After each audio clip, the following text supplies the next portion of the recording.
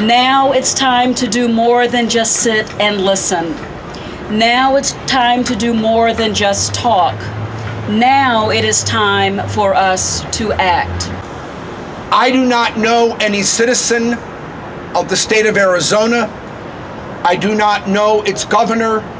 I do not know any legislator from there. But I do know that we all believe that their law, which they have passed, is an enormous threat to the great community that we hold so important in this country. And we need to express our belief to Governor Strickland and to his opponent, Mr. Kasich, that we as citizens of this state hold them accountable.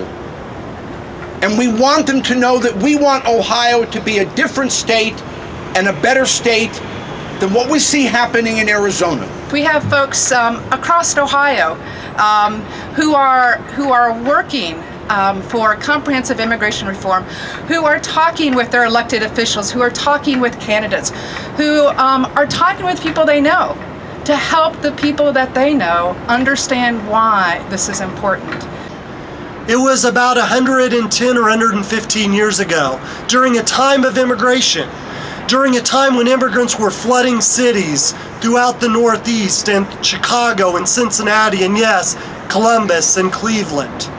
And many of these immigrants were hurting and suffering.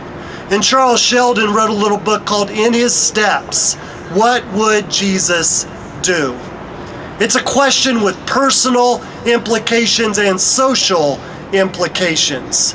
And those include how we, in the year 2010, respond to undocumented immigrants in our land.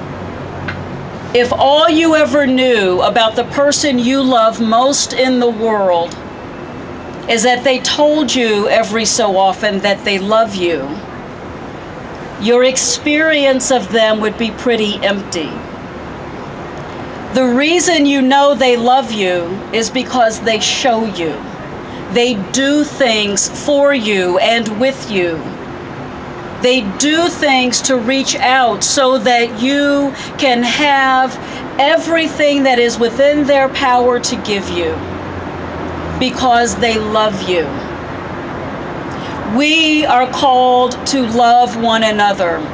We are called to love our neighbors. We are called to love ourselves. We are called to love God, and because of that, we are called to action. We are called to give of our resources, to give our time and our talent and our treasure, to give in the ways in which we are working together tonight. We've heard personal testimony, and we've heard a lot coming from our religious and scriptural heritage. For Jews and Muslims, for Buddhists, Baha'i and Sikh, for Christians of all stripes and denominations.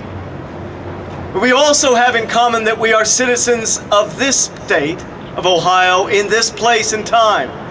The first thing that God says in the book of Genesis to created humanity is, where are you? Where are you? It's a question, and it's our question tonight. It's not an accident that we happen to be here on the west side of the Statehouse, because that's our house. And that's the house of everyone who wants to forge a life of possibility and hope for their family in Ohio. That's our house. I know what it is I admire most about my country. It is that all of us, no matter what religious tradition, what culture we've come from, what the beliefs in our gut, in our souls may be, that all of us realize that in a spirit of compromise, in a spirit of tolerance, in a spirit of understanding, we can come together to take the steps that need to be made in this time, in our community, and in this country for its future.